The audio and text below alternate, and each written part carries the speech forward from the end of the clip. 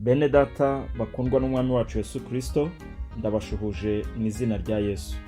Iki ni cya kiganiro Bibiliya isoko y'ubugingo mutegurirwa n'umuryango Christian Living Ministries, mukakigezwaho na Pastor Alphonse. Reka dusenge. Mana data ihoraho, turagushimye, tugushimiye ko duhereye imigisha yose muri Kristo Yesu, kandi kubwe tubasha guhabwa ubugingo buhoraho nk'impano ikomeye watugeneye muri Kristo Yesu. Izina ryawe rero nirishimwe.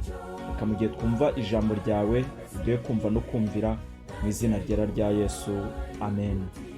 Bene data bakundwa, ubushize twarebeye hamwe imigisha yose 5 muri iki gice cya mbere cy'Abefeso, aho twarebye imigisha igera kuri 5, ariko uyu munsi tukaba tugiye kureba umugisha usoza iyi migisha 6 tubona muri iki gice cya mbere cy'Abefeso, guhera ku murongo wa mbere kugeza ku murongo wa 14. Twarebye ko twaratoranijwe, twahinduwe abana b'Imana, twahawe umurage, twamenyeshejwe ubwiru bw'Imana. Mu by'ukuri uyu munsi tugiye kureba umugisha ukomeye kuruta iyindi yose muri iyi ngiyi twabonye, ari wo gushyirwaho ikimenyetso cy'Umwuka Wera igihe twizeraga Yesu Kristo nk'umwami n'umukiza. Ubu rero tugeze ku mugisha wa 6, kandi ari nawo wa nyuma muri iki gice gitangiza urwandiko rw'Abefeso. Kandi iyi migisha yose twabonye ko tuyihererwa muri Kristo Yesu. Ni ukuvuga ko ituruka mu bumwe dufitanye na Kristo nyuma y'uko tumara kumwizera nk'umwami n'umukiza w'ubugingo bwacu. Pawulo hano abwira abo yandikiye mu buryo butaziguye, akoresha ijambo mwe kugira ngo abibutse ko nabo ubwabo bafite uruhare muri iyi migisha yose abizera bahererwa muri Kristo Yesu, umwami n'umukiza wacu. Iyi migisha yose uko ari 6 yahawe buri mwizera igihe yakizwaga, aricyo gihe yumvise ubutumwa bwa Yesu maze akizera nk'uko ijambo ry'Imana rivuga. Inkomoko y'iyi migisha yose ni ubutumwa bwiza busobanurwa nk'ijambo ry'ukuri, ndetse n'ubutumwa bwiza bw'agakiza kanyu. Niko Pawulo avuga cyane cyane mu murongo wa 13. Nk'uko no muri iki gihe bimeze, no mu kinyejana cya mbere, ni ukuvuga igihe Pawulo yandikaga, hariho amadini n'imyizerere myinshi yavugaga ko ariyo yigisha cyangwa afite ukuri yonyine. Byari ingenzi rero kumenya ko ubutumwa bwa Kristo ari bwo bwonyine bufite ukuri nyakuri, kandi ubwabwo ni ukuri, kuko ibyo abantu babwirizaga byose bavugaga ko ari ukuri. Ariko mu by'ukuri Pawulo hanabwira abizera bo muri Efeso, arababwira ati niwe namwe mwizeye mumaze kumva ijambo ry'ukuri, ari ryo butumwa bwiza bw'agakiza kanyu, kandi mumaze kwizera niwe wabashyizeho ikimenyetso, nicyo Mwuka Wera mwasezeranije. Ubu munsi nabwo rero hari andi mahitamo menshi y'idini, bityo gusobanura no kurengera ukuri k'umukristo birushaho kuba ikintu cy'ingenzi mu buzima bw'umwizera.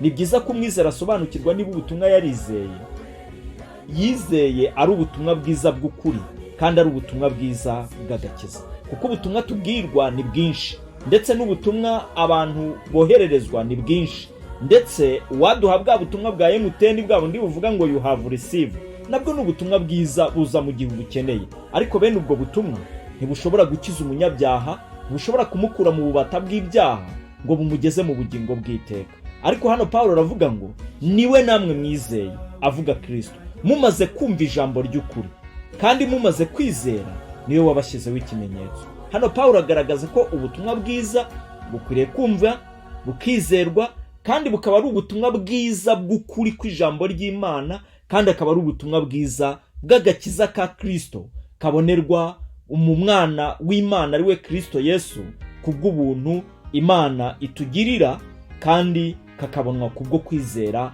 gusa, atari ku mirimo umuntu akora cyangwa ikindi kintu icyo ari cyo cyose mu buzima bw'umuntu. Ubu Kristo rero ni inzira yihariye kandi yonyine iganisha ku bugingo buhoraho. Ibi bigaragara muri Yohana igice cya 14 umurongo wa 6, aho Yesu avuga ati ni nge nzira y'ukuri n'ubugingo, ntawe ujya kwa data ntamujyana. Hano Bibiliya itwereka ko Yesu ari we nzira yonyine y'ukuri igeza umuntu ku Mana. Aha Yesu yagaragaje ko niwe wenyine ushobora kugeza abantu kuri data wa twese, kandi niwe wenyine ushobora guha abantu ubugingo buhoraho. Mu byakozwe n'intumwa igice cya 4 umurongo wa 12 naho havuga ko nta wundi dushobora gukirizwamo, kuko ari nta wundi agakiza kabonerwamo uretse Yesu gusa. Nta butumwa bubiri bw'agakiza bubaho, nta gukizwa kubiri kubaho. Hari ubutumwa bumwe bwonyine bushobora gukiza umunyabyaha.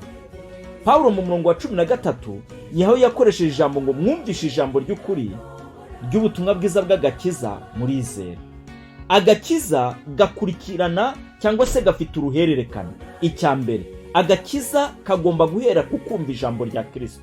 Hanyuma agakiza kakaba gashingiye ku ijambo ry'ukuri, kandi agakiza kakizerwa, hanyuma umuntu akabona gushyirwaho ikimenyetso. Mu yandi magambo, umuntu ahera ku kumva ijambo rya Kristo, akizera, hanyuma yamara kwizera akabyarwa ubwa kabiri n'Umwuka Wera, agashyirwaho ikimenyetso n'Umwuka Wera, cyangwa Umwuka Wera agatura muri we kubwo kwizera Yesu Kristo nk'umwami n'umukiza. Umwuka Wera rero yemeza ko umuntu ari uw'Imana. Ikimenyetso mu isezerano rya kera cyakoreshwaga ku bintu by'umwami n'amasezerano. Pawulo agaragaza ko abizera ari umutungo w'Imana. Ikimenyetso mu isezerano rya kera byakoreshwaga ku bintu by'umwami cyangwa amasezerano, bikagaragaza yuko ibyo bintu ari umutungo w'umwami. Bityo rero na Pawulo agaragaza ko abizera ari umutungo w'Imana bwite, kuko bariho ikimenyetso ari cyo Mwuka Wera wasezeranijwe. Ubutumwa bwiza rero bwerekana Yesu Kristo. Mu yandi magambo, ubutumwa bwiza bwerekana Yesu Kristo bugomba kumvwa no kwizerwa kugira ngo umuntu akizwe. Nta muntu wakizwa atarigeze yumva ubutumwa bwiza.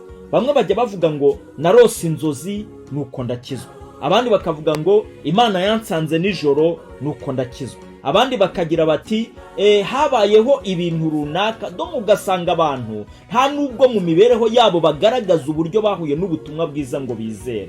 Mu by'ukuri simpakana ko umuntu atarota inzozi ngo zimutere kugira ishyaka ryo kumva ubutumwa bwiza ngo akizwe, ariko nta muntu ushobora kumva ubutumwa cyangwa gukizwa atumvishe ubutumwa bwiza, kuko Bibiliya iratubwira mu Baroma igice cya 1 umurongo wa 16 ngo mu butumwa bwiza nimo gukiranuka kuva ku Mana guhishurirwa, kandi ubwo butumwa bwiza nibwo buhesha umunyabyaha gukizwa. Korneliyo mu byakozwe n'intumwa mu gice cya 10 yari umuntu wizeraga Imana, abo bitaga batinya Imana, bakurikizaga imigenzo y'Abayuda. Mu by'ukuri ndetse tubona marayika amubwira ngo gusenga kwawe kwarumvishwe imbere y'Imana, ndetse kuzamukira imbere y'Imana nk'imibabwe ihumura neza. Ariko mu by'ukuri Imana yabwiye Korneliyo, iramubwira iti tuma kuri Petero i Yopa, hanyuma aze ababwira ubutumwa bwiza. Ntabwo Korneliyo yari bwakizwe nubwo yagize ayo mayerekwa yose, nubwo yagize ibyo bintu byose yakoraga, kugeza igihe yumviye ubutumwa bwiza, hanyuma nabo bashyirwaho ikimenyetso ari cyo Mwuka Wera wasezeranijwe nk'ikimenyetso cy'uko bamaze kwakira ubutumwa bwiza bwa Kristo. Mu by'ukuri rero abantu benshi bajya bagira impamvu z'uburyo bizeye Yesu.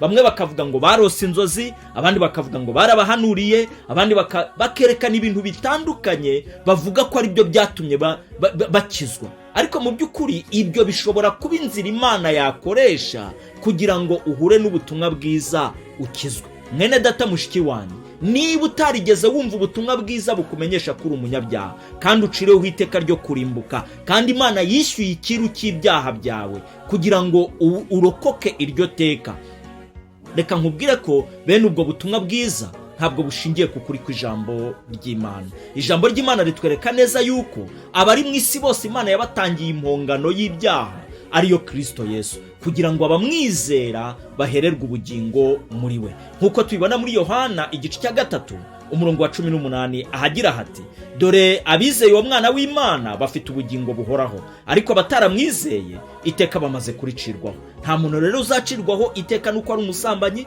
nta muntu uzacirwaho iteka nuko ari umujura, nta muntu uzacirwaho iteka nuko ari umurozi cyangwa ikindi kintu icyo ari cyo cyose, kuko iby'Imana nibyo yatangiye impongano ari byo Kristo Yesu. Ahubwo abantu bazacirwaho iteka nuko bumvishe bakanamenya urukundo rw'Imana yatanze umwana wayo kugira ngo bari mu isi bababarirwe ibyaha muri we, ariko bakanga urwo rukundo rw'Imana, ahubwo bagahitamo nk'uko mu Baroma 1:18 hatubwira gushikamiza ukuri kw'Imana, gukiranirwa kwabo. Mu by'ukuri rero nta muntu ushobora gukizwa atahuye n'ubutumwa bwiza, kuko muri bwo nimo gukiranuka kuva ku Mana guhishurirwa. Kandi nk'uko tubibona mu gitabo cy'Abaroma mu gice cya mbere, ubutumwa bwiza buvuga ibya Kristo umwana w'Imana ihoraho. Nta kindi ubutumwa bwiza buvuga ibya Kristo umwana w'Imana ihoraho, iby'umusaraba we, urupfu rwe no kuzuka kwe, ari byo byabaye intangiriro cyangwa se urufatiro rwo gukizwa kwa mwene muntu. Abumvisha ubutumwa bwiza bw'ukuri rero kandi bw'agakiza, hanyuma bakizera, bakiriye agakiza k'Imana by'ukuri. Ikimenyetso cy'ako gakiza ni uko bashyizweho ikimenyetso cy'Umwuka Wera wasezeranijwe. Mu bihe bya kera, ikimenyetso cyashoboraga gukoreshwa nibura mu buryo butatu. Uburyo bwa mbere, ikimenyetso cyabaga ari umukono w'umuyobozi, kikaba cyarashyirwaga ku ibaruwa kugira ngo kigaragaze ko ari umwimerere kandi ibirimo bifite ububasha bungana n'uwohereje ubwo butumwa. Uburyo bwa kabiri, ikimenyetso cyakoreshwaga ku mitungo, kikaba cyarashoboraga kuba ibuye ryanditseho cyangwa ikimenyetso kigaragaza nyir'umutungo uwo ari we. Naho uburyo bwa gatatu, ikimenyetso cyashyirwaga no ku bagaragu cyangwa abayoboke b'Imana runaka, kuko kera habagaho imana nyinshi, bakaba barashyirwagaho ikimenyetso cyangwa ibimenyetso byerekana uwo bakorera uwo ari we. Mu by'ukuri rero ijambo ry'Imana ritubwira ko natwe twashyizeho ikimenyetso cy'Umwuka Wera kugira ngo tugaragare ko turi ab'Imana, kugira ngo imibereho yacu n'ubuzima bwacu bigaragare ko ari imibereho yacunguwe, ari imibereho yamenye ukuri, ari imibereho ishingiye ku kuri kwa Kristo no gucungurwa nk'uko tubibona muri iki gitabo cy'Abefeso. Bityo rero tubona ko Umwuka Wera ari ikimenyetso cyacu kigaragaza ko turi abana b'Imana. Imana yadushyizeho ikimenyetso cy'uko turi umutungo wayo bwite kandi w'agaciro, bityo iraturinda ikanaducungira umutekano w'agakiza kacu. Icyo kimenyetso kigaragaza nibura ibintu bigera kuri 4. Icya mbere, iki kimenyetso kigaragaza umutekano. Dufite umutekano w'agakiza kacu kuko Imana yaraducunguye, ariko ni nayo iturindira umutekano w'agakiza. Abantu bahora n'ubwoba rero ko bari burimbuke kubera ko wenda bagize intege nke bakagwa mu cyaha. Mu by'ukuri ibyo ntabwo bishingiye ku kuri kw'ijambo ry'Imana.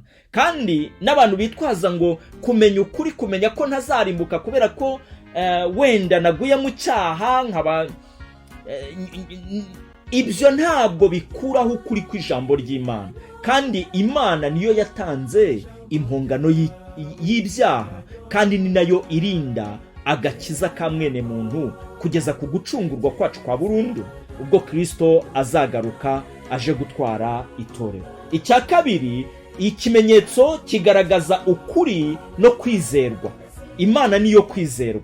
Imana izasohoza ibyo yasezeranije. Ntabwo ari ukwizerwa kwacu, ahubwo ni ukwizerwa kw'Imana ku masezerano yayo, yuko ibyo Imana yadusezeranije ari by'ukuri kandi bizabaho. Iyo dusomye mu butumwa bwiza bwa Yohana igice cya 14, Yesu yabwiye abigishwa barababwira ati, ntimuhagarike imitima yanyu, mwizere Imana nanjye munyizere. Mu rugo rwa Data hari amazu menshi, iyo abatarahari mba mbabwiye, ariko ndagiye kugira ngo aho ndi nzagaruka mbajyane, kugira ngo aho ndi namwe muzabeyo. Bityo rero Umwuka Wera ni ikimenyetso cyo kwizerwa kw'Imana, yuko ibyo Imana yadusezeranije ari by'ukuri kandi bizabaho. Imana ntishobora kwivuguruza ku gakiza yaduhaye. Imana ntishobora kutwaka agakiza yaduhaye, kuko ni Imana idashobora kubeshya, ni Imana idashobora kwivuguruza, nk'uko tubibona mu Kubara igice cya 23 umurongo wa 19, ahatubwira hati, Imana si umwana w'umuntu ngo yibeshye, ibyo yavuze no kubikora izabikora. Imana yarirahiye ko itashobora kwivuguruza cyangwa guhinduka, itagira n'igicucu cyo guhinduka. Ntabwo rero Imana yakwivuguruza ku gakiza yaduhaye, kuko icyaha Imana yamaze kugitangira impongano. Ni nayo mpamvu iyo tumaze kwizera Yesu, Umwuka Wera kimwe mu bintu akora atura mu buzima bwacu ni ukutweza. Ahangaha nanabonereho kubwira abantu bajya bavuga ko beza abandi. Abantu ugasanga bicaye hariya ngo bari guca ku muntu ngo abeze. Ibi ntabwo ari ukuri. Ntabwo ari ukuri kw'ijambo ry'Imana. Iki ni ikinyoma gisa, kandi abantu bakwiriye kubyihana, kuko abantu baba basa naho bari gutuka Umwuka Wera. Kuko umwe mu mirimo y'Umwuka Wera ni ukutweza no kudutunganya kugira ngo turusheho kubaho ubuzima buhindutse bwo muri Kristo Yesu, umwami n'umukiza wacu. bityo rero abantu bigira abantu ngo ni abatambyi, ni abeza abantu, reka mbabwire ko umutambyi ari umwe, ni Kristo Yesu. Abandi dusigaye twese turabatambyi b'ubwami bw'Imana, bwo gutamba ibitambo by'ishimwe byo gushimira Imana yacu kubw'umugambi wayo mwiza w'agakiza yaduhaye muri Kristo Yesu. Icya gatatu rero, ikimenyetso kigaragaza ni ukwerekana nyir'umutungo.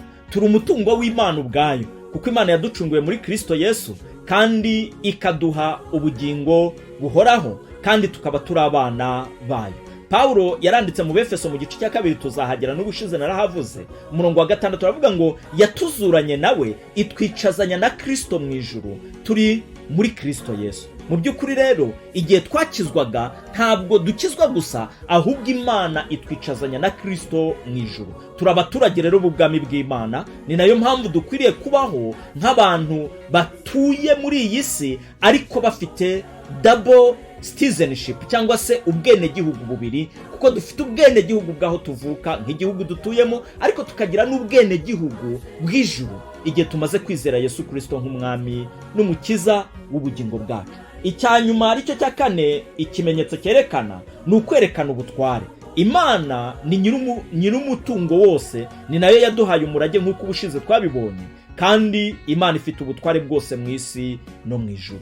Imana ni itegeka bikaba, yavuga bigakomera. Ni nayo mpamvu Paulo mu Baroma 8 yanditse ngo mbese ninde wadutandukanya n'urukundo rw'Imana ruri muri Kristo Yesu? Mbese ni inkota? Mbese ni inzara? Mbese n'abakomeye? Mbese n'urupfu? Mbese n'ibyago? Aravuga ngo kuko menye neza yuko naho baba bamarayika, naho byaba urupfu, naho baba bakomeye, nta cyadutandukanya n'urukundo rw'Imana ruri muri Kristo Yesu. Aho muri icyo gice arongera aravuga ngo mbese niba Imana iri mu ruhande rwacu, umubisha wacu yava hehe? Mu yandi magambo, ni nkaho Paulo yabwiye abizera ati niba Imana ariyo mucamanza mukuru wa byose na bose, kandi Imana akaba ariyo yaradutsindishirize, yaduhaye umwana wayo, mbese Imana niyo yahindukira ikatwaka ubugingo buhoraho? Mbese Imana niyo yahindukira ikatwima ibyo yadusezeranije? Aravuga ngo menye neza yuko nta cyadutandukanya n'urwo rukundo rw'Imana rubonerwa muri Kristo Yesu umwami n'umukiza wacu. Bityo rero Umwuka Wera atangwa n'Imana nk'ingwate y'umurage w'ejo hazaza w'umwizera mu bwiza bwe bwose, nk'uko tubibona mu rwa 2 rw'Abakorinto igice cya 1 umurongo wa 21. Ibyo Imana yasezeranije ntibizabura gusohora. Ibi byongera kwihangana no kwizera no gukomera mu bihe bigoye abakristo. Tuzi ko Imana izasohoza umugambi wayo nta kabuza, kuko Imana idashobora kubeshya, idashobora kwivuguruza, idashobora guhinduka ku ijambo ryayo nk'uko ibivuga.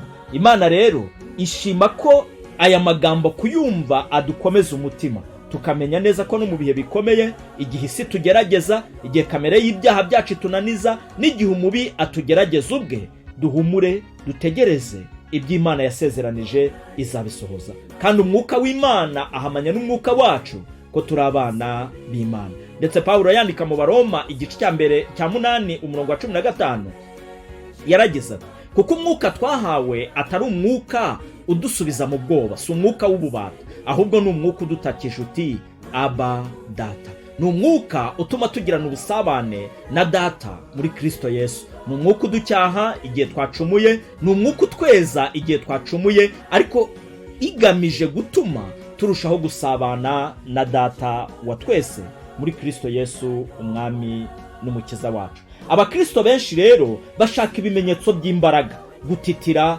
kuvuga mu ndimi n'ibindi bimeze gutyo, kugira ngo bibe ari ikimenyetso cy'Umwuka Wera. Ariko mu by'ukuri Paulo yerekana ko ikimenyetso gikomeye ni Umwuka Wera twahawe, utura muri buri mwizera wese. Rimwe na rimwe hari nabo njya numva bavuga ngo barakijijwe, ariko bategereje guhabwa Umwuka Wera. Abandi bati dutegereje kuzura Umwuka Wera. Mu gihe umuntu yaba adafite Umwuka Wera ntabwo abakijijwe, kuko ntago waba warabyawe ubwa kabiri udafite Umwuka Wera, kuko Umwuka Wera niwe utubyara ubwa kabiri. Bityo rero niba abantu bavuga ko bakijijwe bakavuga ko bategereje guhabwa Umwuka Wera cyangwa bazahabwa Umwuka Wera, icyo ni ikinyoma cya Satani gikomeye, kuko nta muntu ushobora gukizwa atabyawe ubwa kabiri n'Umwuka Wera. Kubavuga kuzura Umwuka Wera babishingiye ku bimenyetso, kuzura Umwuka Wera si ugutitira cyangwa kuvuga mu ndimi. Ibyo byari ibimenyetso byabagaho mu itorero rya mbere bigamije kugaragaza ubutware bwa Kristo mu itorero, kuko Umwuka Umwuka Wera yashakaga gushyiraho fondasiyo y'itorero.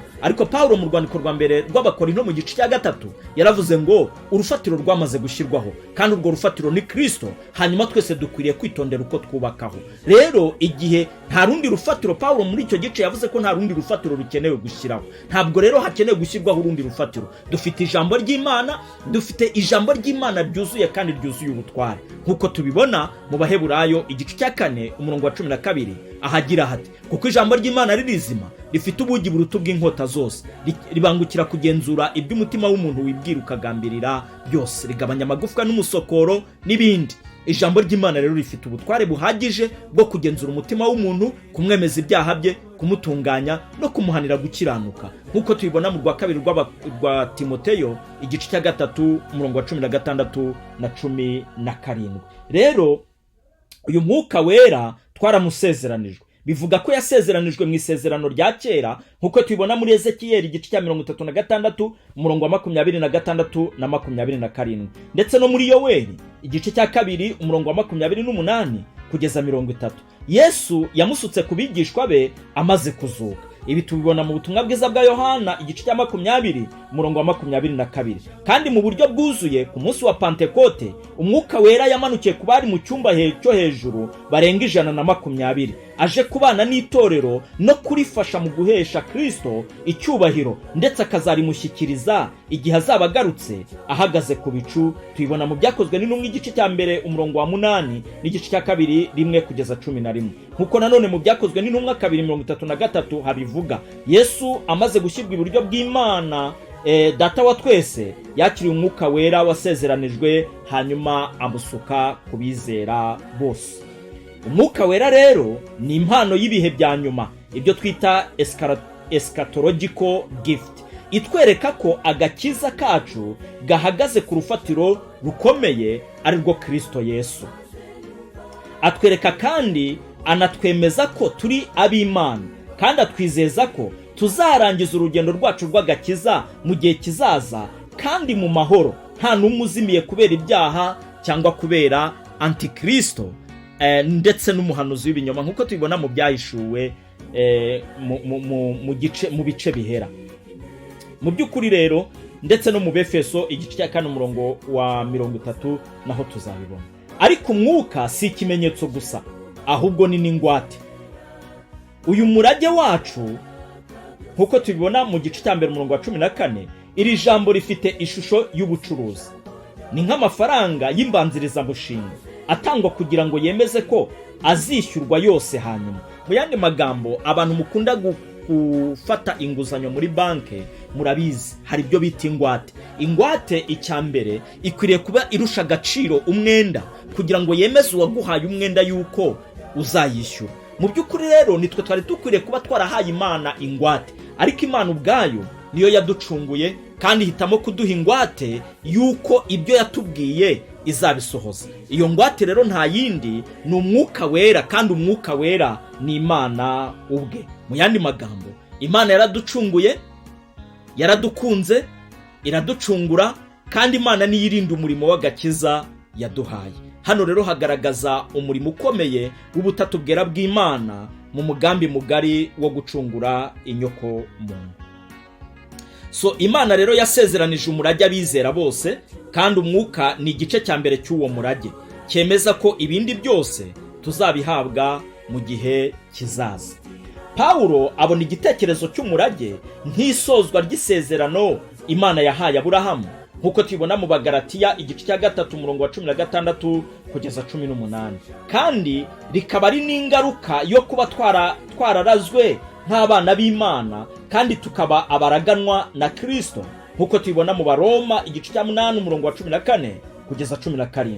Umurage wasezeranijwe ni ingenzi cyane, no mu Baheburayo 1:14 turabibona, 6:12, 9:15, ndetse no mu Byahishuwe 21:7 naho tubona uburyo umurage twasezeranijwe ari ingenzi. Abantu b'Imana bazaragwa ubwami bw'Imana na Kristo, nk'uko tubibona muri Matayo 25. Bazaragwa kandi n'ubugingo buhoraho. Ubugingo buhoraho bazaragwa ni ukuvuga ni kwa gucungurwa kwa burundu, bakabana n'Imana iteka ryose, ubwo tuziyambura uyu mubiri upfa tukambara umubiri w'ubwiza bwa Kristo.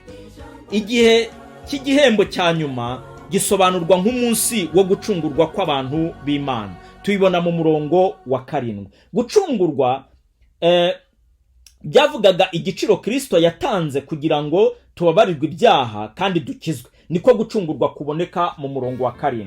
Ariko hano muri uyu murongo Pawulo aravuga ku gucungurwa kwa nyuma ku iherezo ry'amateka yose y'isi kandi n'umugambi w'Imana data wa twese wo kugeza agakiza yageneye abantu ku iherezo ndetse no kuzana byose ku iherezo kugira ngo abicire urubanza. Ni ukuvuga ko iki gihe nibwo Kristo azaba agarutse tukamubona ahagaze ku bicu ubwo abera bazamusanganira. Hanyuma nyuma y'igihe kingana n'imyaka 7 akagaruka agakandagiza ibirenge bye kuri iyi ku musozi wa Elayono akima ingoma y'imyaka 1000 y'ubwami bwa Dawidi. Tuzabibona nitubureba mu gitabo cy'Ibyahishuwe. Nkuko byavuzwe mu mirongo ya 3, 6 na 12, intego y'umurimo w'Imana wo kuducungura no kuduha umwuka wera ni ukugira ngo icyubahiro cyayo gishyirwe hejuru, cyangwa se ni ukugira ngo Imana data wa twese isingizwe mu mwana wayo Yesu Kristo. Imana rero yaduhaye imigisha yose y'umwuka, kandi kubera iyo mpamvu ikwiriye gushimwa no gushyirwa hejuru. Si abantu gusa bayisingiza, ahubwo ibyaremwe byose bizahimbaza icyubahiro cyayo kubera umurimo wayo wo kuducungura.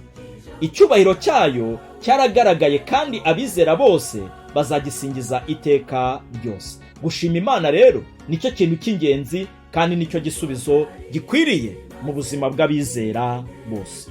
Iki gice cya mbere umurongo wa 13 na 14 kiduha incamake itangaje y'imigisha yose y'umwuka Imana yuje urukundo yahaye abana bayo. Pawulo arashaka ko twishimira kandi tukanyurwa n'ubutunzi bw'Imana yaduhundagajeho kubw'ubuntu bwayo. Mu buzima burimo ibigeragezo n'igitutu duterwa n'isi ndetse na kamere y'ibyaha, dukwiriye gutekereza ku murage wacu nyakuri no kumenya iby'Imana yaduteguriye. Yo yadutoranije kandi ikaducungura binyuze mu gitambo cy'umwana wayo Yesu Kristo ku musaraba. Mu by'ukuri rero ubuzima bw'umukristo bushingiye ku mugambi w'Imana. Ntabwo umukristo yihamagaye cyangwa se ntiwihamagaye, ahubwo n'Imana ubwayo yaduhamagaye kandi iduha umurage ukwiriye abana bayo. Agakiza ni urugendo rw'ubutatu bwera bw'Imana. Imana data iratoranya, umwana araducungura, hanyuma umwuka wera ashimangira igikorwa cyo gucungurwa kwacu. Tubibona muri iyi mirongo rwose y'iki gice cya mbere cy'Abefeso.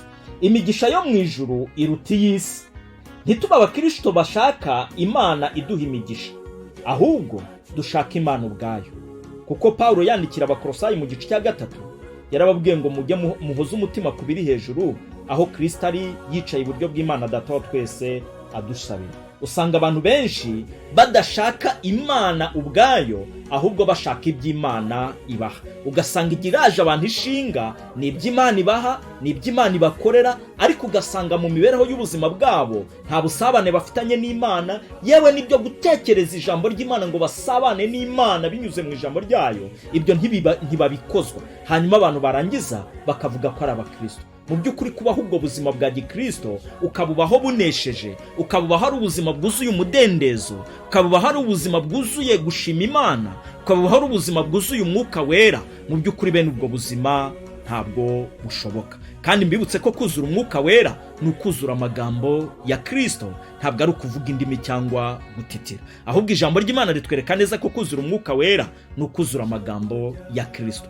Usanga abantu benshi rero bashaka iby'Imana ibaha, ariko ntibashaka Imana ubwayo. Cyangwa ugasanga abantu bashaka iby'amasengesho akora, ariko ntibashaka Imana basenga. Ugasanga abantu biringira iby'amasengesho yakora, ariko ntibiringire uwasubiza amasengesho basenga. Aha naho hashobora kubamo ikibazo cyo kuba amasengesho yabo ikigirwamana kindi abantu baramya kuruta uko baramya Imana basenga. Mu by'ukuri iki ni ikintu abantu dukwiriye kwitondera.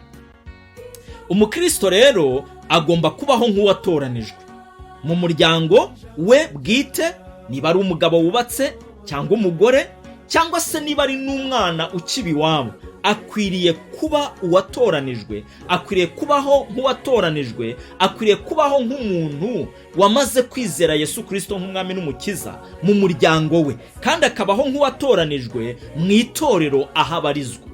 Mu itorero aho ubarizwa ni ukuvuga hagati ya bene so benshi. Abakristo, uzasanga abakristo ntitukigirirana icyizere, ku buryo usanga no gusangira icyayi na mwene data ujya kwihagarika igikombe ukakijyana, icupa ukarijyana, ugasiga upfundikiye, cyangwa n'ibindi bikorwa nk'ibyo bigaragaza ko n'abakristo ubwabo batakizerana. Ariko abantu barangiza bakavuga ngo mu rugendo rujya mu ijuru turabizera n'ibindi bimeze gutyo. Dukwiriye guhagarika uburyarya bw'ubufarisayo, tukabaho nk'abamaze gucungurwa by'ukuri, tukabaho nk'abamaze kwizera Yesu, tukabaho nk'abamaze kugera ku musaraba, tukabaho nk'abamaze gucungurwa n'amaraso ya Yesu. Umukristo rero agomba kubaho nk'uwatoranijwe no mu kazi akora, atari ugukorera ijisho, atari ugukora ngo bandebe, atari ugukora kugira ngo ukwezi gushire ahembwe, ahubwo agakora azi ko akorera shebuja mukuru ari we Kristo Yesu. Umukristo agomba kubaho nk'uwatoranijwe no muri politiki. Niba ari umunyapolitiki,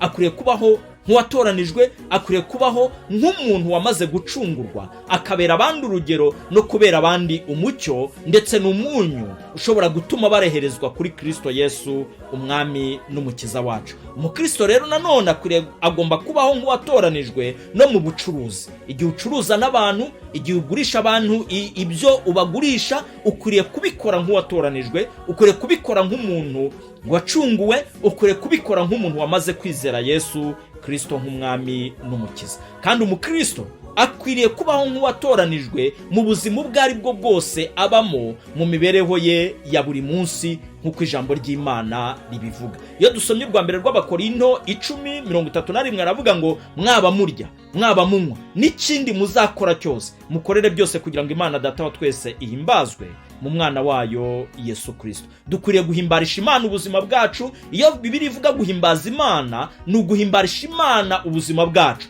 uko tubaho, ibyo tuvuga, ibyo dukora, aho tugenda, uko tubana n'abandi n'ibindi bimeze bityo. Niba ubuzima bwacu buhakana ibyo tuvuga, mu by'ukuri haba hari ikibazo. Iyo dusomye ubutumwa bwiza bwa Matayo 13, igihe Yesu yasobanuraga iby'umugani w'umubibyi, yaravuze ngo izaguye mu butaka bwiza nabumva ijambo ry'Imana bakarikomeza cyangwa bakarisobanukirwa, hanyuma bakera imbuto, umwe 100, undi 60, undi 30, bityo bityo. Itandukaniro riri hagati aha ni uko abantu bose bumva ubutumwa bwiza, ariko siko bose basobanukirwa cyangwa siko bose bafata umwanzuro wo kwizera. N'abavuga ko bizeye iyo bigaragara ko nta mpinduka zabayeho mu buzima bwabo, icyo haba hari ikibazo gikomeye cy'uko ubwo butumwa bwiza bavuga ko bizeye atari ubutumwa bwiza bw'ukuri, kandi atari ubutumwa bwiza bw'agakiza, nk'uko ijambo ry'Imana ribivuga hano mu Befeso igice cya mbere umurongo wa 13 na 14. Bene data bakundwa rero, turahamagarirwa kubaho ubuzima bwiza buhindutse bwo muri Kristo Yesu, ubuzima bwuzuye umudendezo, ubuzima bwuzuye amahoro abonerwa muri Kristo Yesu. Kuko hari igihe rimwe na rimwe abantu bizera ko cyangwa se bibeshya ko amahoro, iyo tuvuze amahoro, ari amahoro asanzwe yo mu isi n'ibindi bimeze gutyo. Yesu ubwo niwe wavuze muri Yohana 16:33 ngo ibi mbibabwiriye kugira ngo mugire amahoro muri njye, ariko mu isi mugira umubabaro. Ariko arangije aravuga ngo nimuhumure, nanesheje isi. Kristo rero yanesheje isi n'ibindi byose biduhagarika umutima. Ntituzabura guhura n'intambara, ibiturushya n'ibindi bimeze gutyo, ariko Kristo ari mu ruhande rwacu, kandi nta cyadutandukanya n'urukundo rwe rubonerwa muri we igihe tumaze kumwizera nk'umwami n'umukiza w'ubugingo bwacu. Reka dusubikira aha, tuzaza ubutaha dutangira igice cya kabiri, dukomeza kureba uburyo iyo tumaze gukizwa dukwiriye kubaho imibereho ihindutse yo muri Kristo Yesu. Imana ibaha umugisha. Bibutse ko iki kiganiro Bibiliya isoko y'ubugingo ni ikiganiro mukurikira buri wa gatandatu isaa 9 kuri radio Umucyo 102.8. Ni ikiganiro mutegurirwa n'umuryango Christian Living Ministries, mukakigezwaho na Pastor Alphonse. Ubaye ufite ikibazo, inyunganizi cyangwa igitekerezo, ushobora kuhamagara Pastor Alphonse kuri nimero ngendanwa 0788 48 30 ku bakoresha ya Teletigo ni 0722 54 54 56. kandi ibi biganiro mushobora kubikurikirana ku muyoboro wa YouTube witwa Pastor Vuga. Imana y'amahoro ibahe umugisha. Murakoze.